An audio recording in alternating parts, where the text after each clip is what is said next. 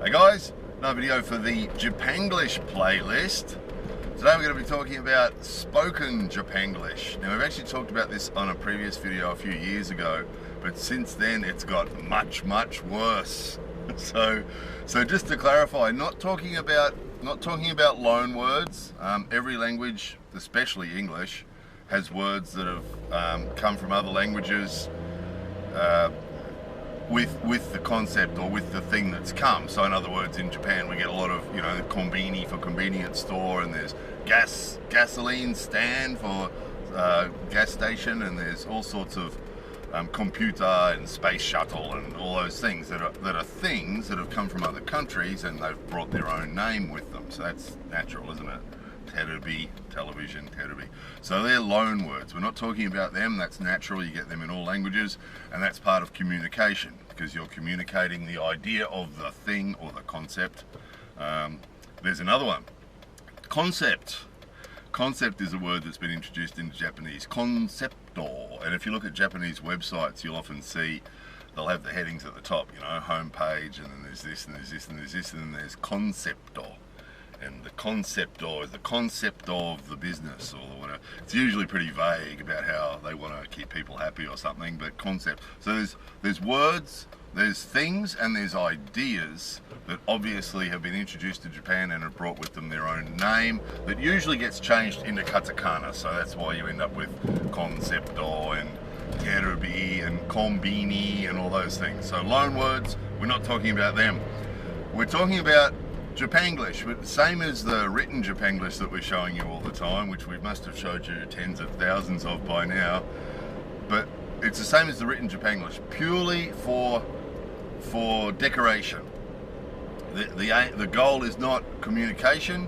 The goal is purely for decoration. So we see that with Japan-glish all the time, don't we? With T-shirts and with all the places that we see Japan-glish, where it's purely for decoration. It's not for communication. In fact, usually what they'll have is, if there is some Japan-glish, for example on the radio they'll say news and weather, right? So it's time for the news and the weather, and they'll introduce it by saying news and weather, Kyo no tenki wa, and off they go in Japanese, right? So always the Japan-glish is only decoration, and then any important information or any information at all that they want to convey, and any communicating that they want to convey will be done in English. So those websites are the same. The headings at the top will have some romaji at the top, and then all the information will be in Japanese. Which is fair enough again. I mean, there's always someone that arcs up when we talk about these sorts of subjects. It's Japan, of course the language is Japanese. Yeah, that's not what we're talking about. Of course the language is Japanese. That's not the point. What we're talking about is the Japan-glish, is the English that's used in Japan purely for decoration. So we see it on the t-shirts, and we see it on all those things. The spoken Japan-glish that we actually spoke about on a video years ago has got much worse. And it gets introduced often by TV programs. It's sort of cool. So you get these guys on TV, they call them in Japanese, here's another one, talent they call them, talent. And the guy's talent, but personality you'd probably call them in English, talent, the talent, get up. And again, these words, these Japan-glish words are words, the spoken Japan-glish words are words that they already have a Japanese word for, but they use the English word because they think it's cool. And so you get these talent that'll get up on TV and they'll be talking away in Japanese, and then suddenly they'll say, "Retsu stato, retsu stato," right? So of course, all these words, there's the equivalent in English, in Japanese, right? Hajimashou. Let's begin. So, retsu stato, and then they'll begin whatever it is that they're beginning, and that'll become that guy's little catch thing that he does every show, right? So every night when he's on, at some stage during the program, that same guy will say, "Retsu go, retsu stato," and they catch on. And what happens is, you get that, and then it catches on. And the sutato, sutopu, obviously there's the equivalent in Japanese for start and stop, obviously, but that's really started to catch on, where we get hi sutato, hi sutopu, right, has become a real thing. Saddest place we've encountered that was in the dojo, which is really sad because the martial arts dojo is sort of like a bastion of Japanese culture. You know, it's a place where Japanese culture is preserved, and the older teachers would never do it. You know, but we had a young teacher in the dojo recently talking to a big group of kids, and he did that. He did he explained what they were going to do next, and he said, "Hi, sutato," and it was just sad. It was just really, really sad that, you know, here they are in a Japanese dojo, and the teacher's, you know, saying to the kids, "Hi, sutato." And the way Japanese culture works, as we've explained or illustrated many, many times before, once something becomes a trend, everybody does it. So if the teacher in the dojo is saying sutato to the kids will start saying sutato. And then at the end he says sutopu. Hi, sutopu. It's sort of sad. It's sort of sad. So it's everywhere. We're in the park. One of the things that triggered this video, we're in the park on the weekend, and there were some people right next to us. And the mother stood up and said to the kids, "Let's go! Let's go!" Right? And there's no other English. It's a Japanese mother talking to her Japanese family, you know? And it's just this thing. It's just sort of become cool. She's just being cool. And of course, Japanese, again, there's an equivalent, ikimashou, or iko, usually people say in Japanese, iko, which means let's go, right? So it's sort of weird. You can imagine if we went to an English-speaking country and started saying konnichiwa to everybody or something, ikimashou, something. It's sort of weird. It's sort of sad. It is sort of sad because, you know, it's sort of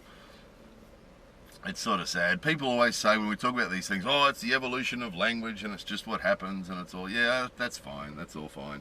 But it's just sad to see a language sort of destroyed like this, you know, where it's sort of more and more and more and more and more. I mean, the one you'll hear the most if you come to Japan, if you spend time in Japan, or if you're already here now, bye-bye, bye-bye. And that's really common. It's really common. Go stand at a train station in the afternoon, and as people come off the train with their friends and they break up and go in different directions, they're all yelling out to each other, "Bye bye, bye bye."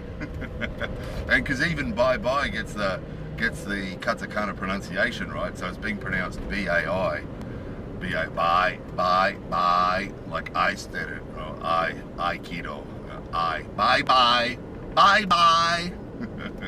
And of course, there is a goodbye in Japanese that's perfectly good and could be used. What else have we got? Just have a quick look at a list here. Chapinji, what's that? Oh, challengey.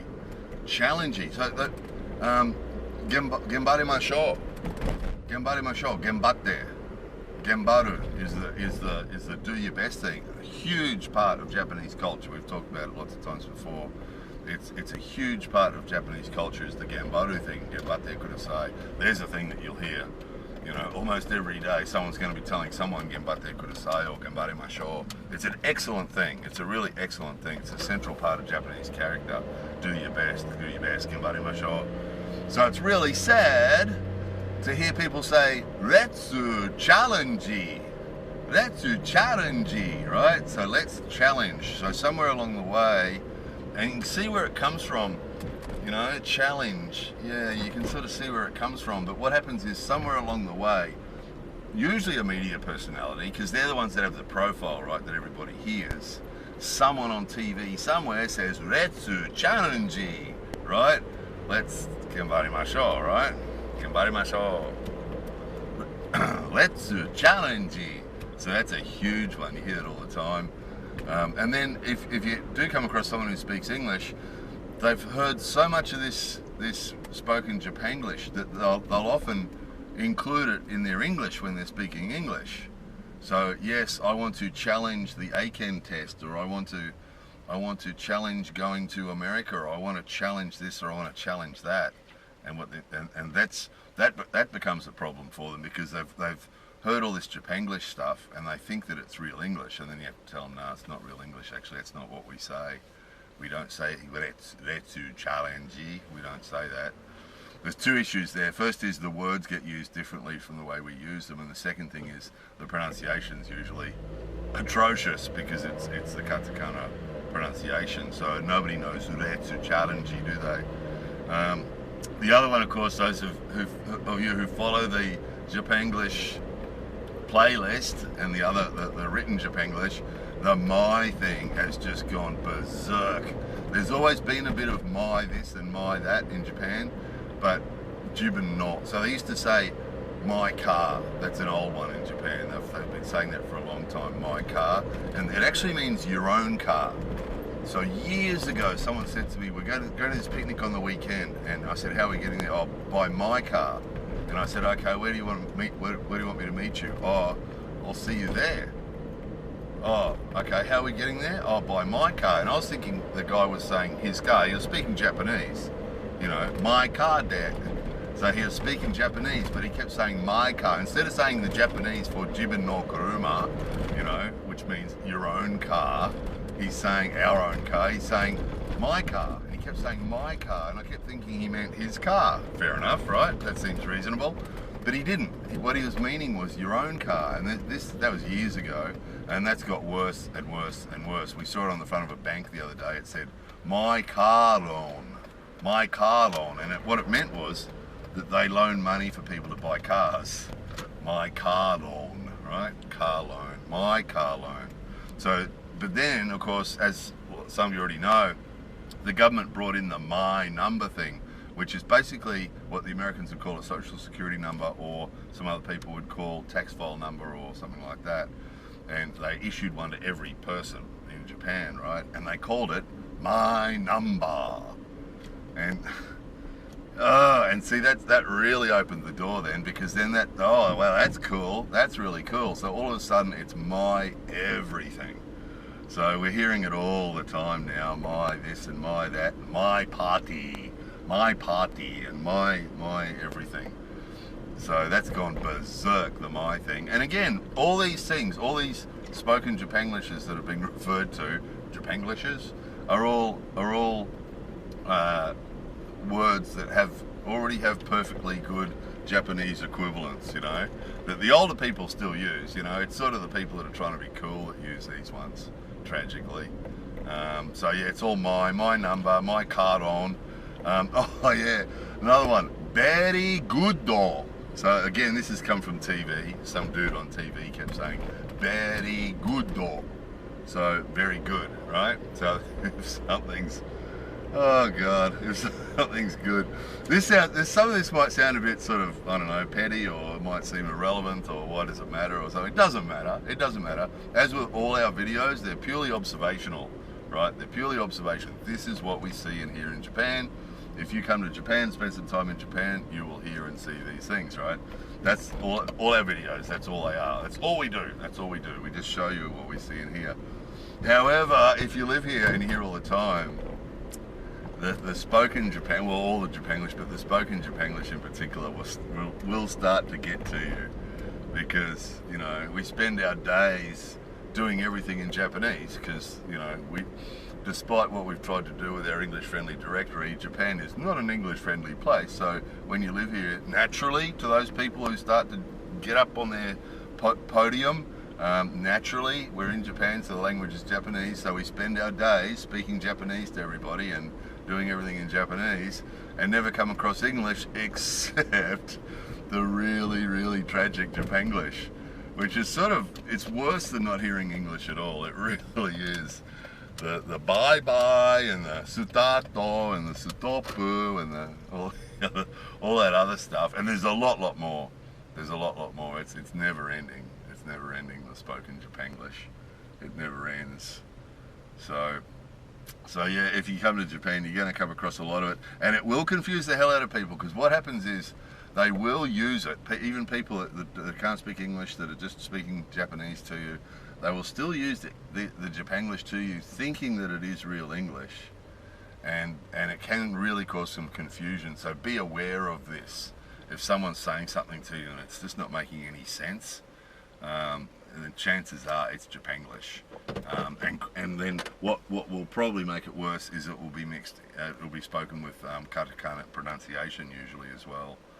So it could be a simple thing like sutato, if you hadn't heard it before, and someone keeps saying sutato, You're going, I'm sorry? Let's go! Let's go! I'm sorry? So there's a lot of that. There is a lot of that. And the high touchy we spoke about recently. High touchy, right? The five thing, give me five, right? They're saying high touchy, high touchy. That's really got out of hand. That's really got out of hand. There's old people doing it. It's really interesting because usually Japanese people, as you guys know, Japanese people don't touch each other, usually. And that goes for families too. If we have a big family event and there's aunts and uncles and grandparents and grandchildren, everybody's there, and then, okay, it's the end of the day and we're all going home, there's no hugs and kisses or anything. Even between grandparents and kids and everybody, there's none of the hugs and kisses and things that some people in other cultures would be used to. There's just nothing. You know, we've gone to the airport in the past to go away for long periods of time and not see relatives for long periods of time. They bow and say, see you later. And you'll see that yourself if you go to the arrivals or departures gate at an airport, international airport in Japan, and watch. You'll see this. There's no hugging and kissing going on. Everybody just bows and says, see you later. But what we've seen recently that's really interesting is the high touchy thing has gone off. And it's sort of, it's really out of hand. So what'll happen is you'll have a family of 5 or 6 people are about to leave another family of 4 or 5 people, and everybody's got to do the high touchy thing. And it's usually the mothers that trigger it, but there's grandparents that are into it as well. There's all sorts of people that think it's cool, and everybody starts high touchy with each other. It's really not natural either. It's not a real natural sort of a natural sort of a thing. It's a retsu high touchy, you know. Everyone does the high touchy, high touchy, high touchy, and everybody goes to everybody else high touchy, high touchy, high touchy. And it's really tragic. It really is. It really is. And it's sort of caught on because it is sort of nice because you know, all these guys usually don't have any physical contact with each other at all, so they're finding that they quite like the high touchy thing, you know. But it's just if you'd never, the difference is with a lot of this stuff, and see, Japanese people just think all this stuff's cool, the spoken Japan-glish and the high touchy and all the rest of it, because they're not. They haven't been used to the original, so that's why for everybody here it seems natural, you know. And a lot of you guys listening go, what, and what's he talking about? Why is this a thing? It's just that when you're used to the real thing, you know, that if you have, you know, friends who give you a high five now and again, you know, there's no announcement of it, is there? It's not by agreement, or you don't discuss it first. It's a spontaneous sort of slap of a hand and off you go. And it's the same with all these words, you know. You're used to how they're used naturally, and then suddenly, you know, it's used in this strange sort of thing every day. And that's the other thing. A lot of people watch these videos and go, oh, it wouldn't bother me. Yeah, right. Come here and live here for 20 years, you know. Come here and listen to bye-bye every day for 20 years. And see how you feel about it then, you know. It's not a big deal, but it's just, you notice, it stands out because you're used to the real or the original of it, you know, and the high touchy things are classic. And because it's in such a Japanese style too, it's so formal, you know, the way people in a lot of other countries, if they do the high five thing, is usually a fairly relaxed, sort of a spontaneous sort of a thing. But Japanese people never do stuff like that. Everything's really sort of formal, right? So it's this real formal sort of high touchy thing. And everybody's got to do it to everybody, and that's the other thing, because, you know, here everybody does, if someone's doing something, everyone does it. So in another country, maybe a couple of people might high five and the others might just wave, and they just go their different ways. Whereas here, if they're doing it, everyone's got to do it. So they're all making sure they don't miss anyone, and everybody's high touchy, high touchy, high touchy. Oh God, there's a bit of spoken Japan-glish with actions. So anyway, there it was, just a quick silly thing. It's just, again, purely observational. It's just what we see and we hear, and it's all good. It's all good. There's always people, these sort of videos, anything a little like this, there's always some people who really don't like videos like this because they think it's being critical, or they think it's being negative or something. You know, the videos that are the most popular are always the ones saying, isn't this a wonderful vending machine, or isn't this a wonderful castle, or, you know, something like that. They're the videos that are the most popular. There's always an element of people who don't like stuff like this. It makes them feel bad because they think it's being critical, or it's being negative, or it's being something else. And You know, all our videos are just made on what we see and what we hear. And then occasionally, yeah, when you're actually living it, sometimes you will actually have sort of reactions to it. You know, the different things here. Some things, you know, we made the one recently about child abuse, kids being hit by people. You know, you get a topic like that, it's a bit hard to be totally impartial about that topic. You know, nobody likes to have kids to be hit, and it's a little bit like that. And some of these things, you know, if you speak to someone who's lived in Japan a long time about some of these things, like, oh yeah, the bloody sutato thing, the high touchy thing, the bye-bye thing, and it's not just little kids doing it either, the bye-bye. There's lots of people, lots of adults do the bye-bye as well, you know. Bye-bye, bye-bye. Now, the worst thing is, you live here long enough, you start doing these things. That's the other thing, because you hear them all the time, and suddenly one day you find yourself going, bye-bye, and oh no, I said it. Anyway, hi touchy. More videos coming soon.